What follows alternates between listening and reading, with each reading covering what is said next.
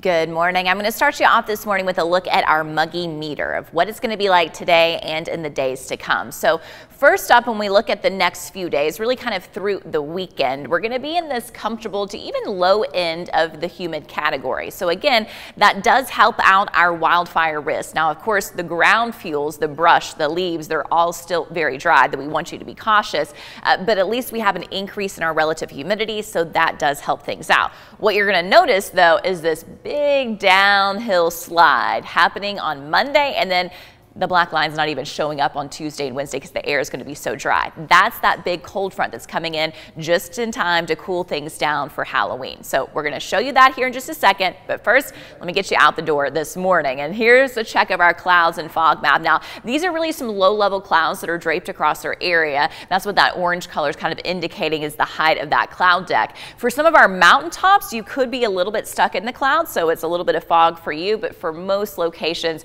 these are clouds that are going to be above your head, no problems with your visibility for your morning time commute. Temperature wise, with that cloud cover, we are milder this morning compared to yesterday and especially the morning before that. We have a lot of our communities coming in the 50s. In fact, even a few spots in the 60s. Notice that 65 in Fort Payne, we have 3 locations right here at 61 and then 57 here in the scenic city. So it's going to be a great day if you want to take that walk in the park. You're going to have that mix of sun and clouds really throughout the day. So the clouds that I just showed you, they're going to kind of break up and you're going to have that scattered cover throughout the day today with blue sky and sunshine in between. 55 degrees at 8 a.m., 74 at noon. It's going to be nice if you want to have that lunch break outside, sit on the park bench, whatever it may be. And then the kids wrapping up school, riding that school bus home, it will be warm, 80 degrees at 3 o'clock this afternoon. Again, it's not going to feel like a late October day during the afternoon hours. Now, we mentioned those low-level clouds across our area. Any clouds that come with rain, though, are well to the outside of us. We're just not talking about significant changes as far as rainfall goes for your lawn, for your garden, for your farm, whatever you may need it. You can see that rain with flash flooding streaking through Texas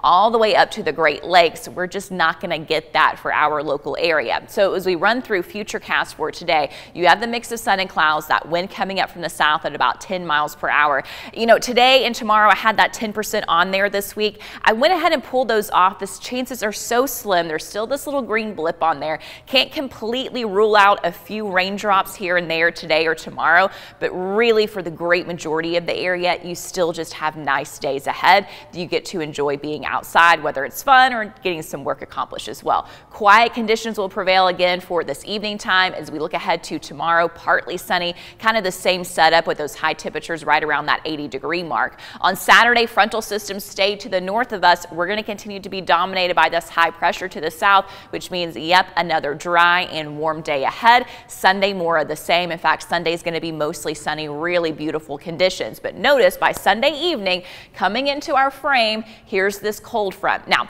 it'll bring us a few isolated showers on Monday and Tuesday, but a lot of that green is going to fade out before it gets to our area.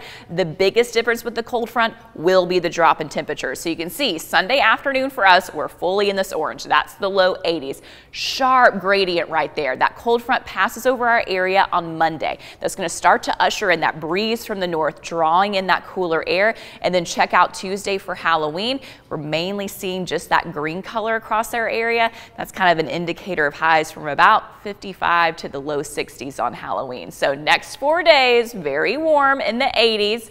Monday and Tuesday, a couple of isolated showers here and there possible, but that cold front does look like it's going to pass on Monday. So by Tuesday, a high of 61. In the 50s if you're doing some early trick-or-treating. If you're doing late trick-or-treating, some of our communities might even be chilly in the 40s. And then by Wednesday morning, 35 for the low. Keep in mind, that's in the scenic city, that's in Chattanooga, so we'll have some spots that are probably at or below freezing by then. Ooh, frost for the plants. Yes, indeed. So that will be our first kind of widespread frost concern of the season.